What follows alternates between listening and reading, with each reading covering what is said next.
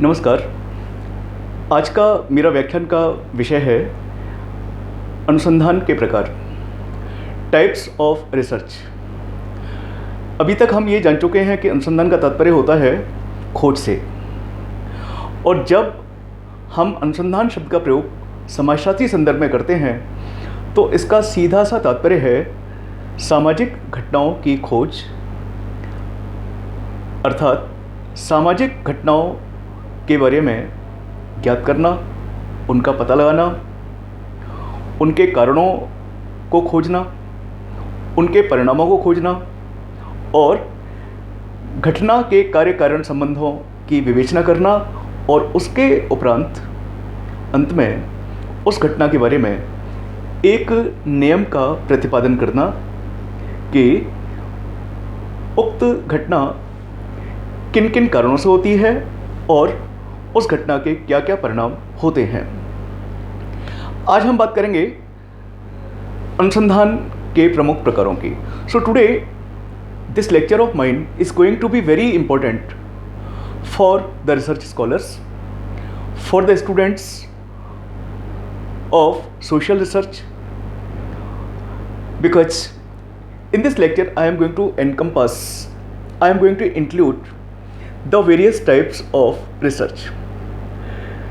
Social research means the scientific study of the social phenomena, scientific study of the social events,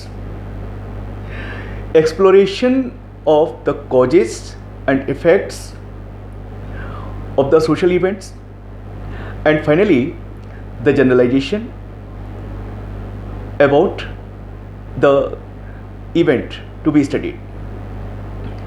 So it is a very relevant topic for the students of sociology and for the students of research widely speaking.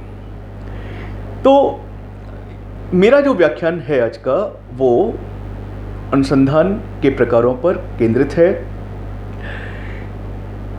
इस व्याख्यान में मैं केवल अनुसंधान के प्रकारों का जिक्र करूंगा।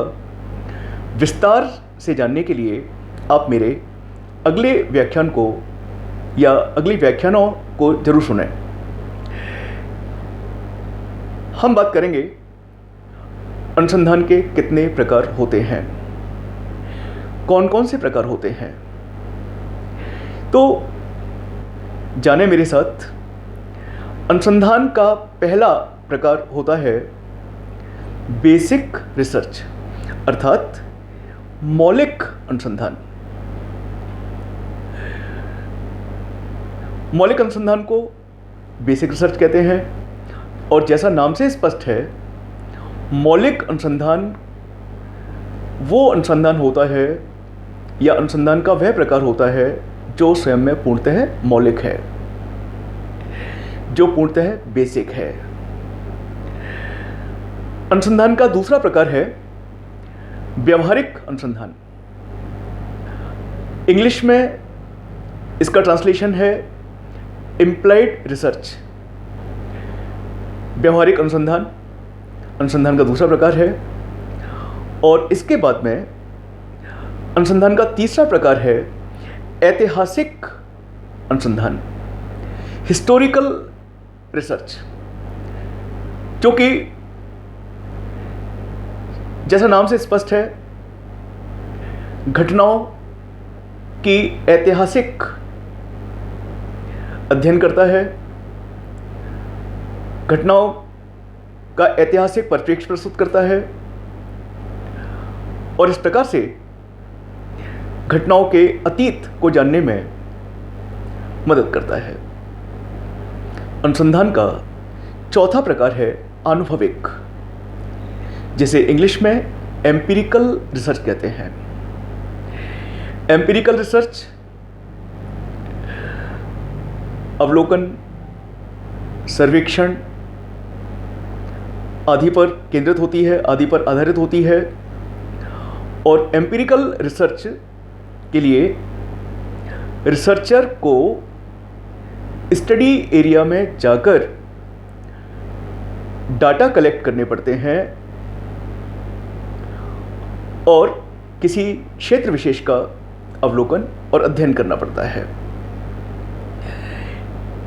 अनुभविक अनुसंधान के बाद में अनुसंधान का अगला प्रकार है वर्णनात्मक अनुसंधान, डिस्क्रिप्टिव रिसर्च। जैसा नाम से स्पष्ट है, वर्णनात्मक अनुसंधान सोशल फिनोमेना को डिस्क्राइब करता है, सामाजिक घटनाओं का विस्तार से वर्णन प्रस्तुत करता है और इस प्रकार घटना के कार्य और कारण संबंधों की विवेचना करता है। वर्णनात्मक अनुसंधान के बाद है अन्वेषणात्मक अनुसंधान अर्थात एक्सप्लोरेटरी रिसर्च, जिसमें कि प्रमुख रूप से नवीन तथ्यों की खोज की जाती है। जो चीज़ एक्सप्लोर्ड नहीं है, जिसे आज तक अनुसंधान नहीं किया गया है, उन तथ्यों को या सोशल फिनोमेना के उन एस्पेक्ट्स को एक्सप्लोर किया जाता है इसमें, और इस प्रकार घटना के कार्य और कारण संबंधों की विवेचना की जाती है और सामान्यीकरण किया जाता है। इसके बाद है अगला व्याख्यात्मक एक्सप्लेनेटरी रिसर्च, जिसमें घटना के विभिन्न पहलुओं, विभिन्न कारणों, विभिन्न परिणामों की एक्सप्लेनेशन की जाती है, व्याख्या प्रस्तुत की जाती है और इस प्रकार वैज्ञानिक पद्धति का प्रयोग करते हुए अंतिम चरण के रूप में सामान्यीकरण प्रस्तुत किया जाता है, सिद्धांत का प्रतिपादन किया जाता है। एक्सप्लोरेटरी और एक्सप्लेनेटरी रिसर्च के बाद अगला अनुसंधान का प्रकार है परीक्षणात्मक अर्थात एक्सपेरिमेंटल रिसर्च। एक्सपेरिमेंटल रिसर्च जैसा नाम से ही ज्ञात हो रहा है, इस तरह के अनुसंधान के अंतर्गत घटना को समझने के लिए, घटना की गहराई में जाने के लिए, घटना के कारणों और परिणामों को ज्ञात करने के लिए विभिन्न प्रकार के प्रयोग किए जाते हैं और प्रयोगों के आधार पर ही घटना से संबंधित सामान्यीकरण किया जाता है।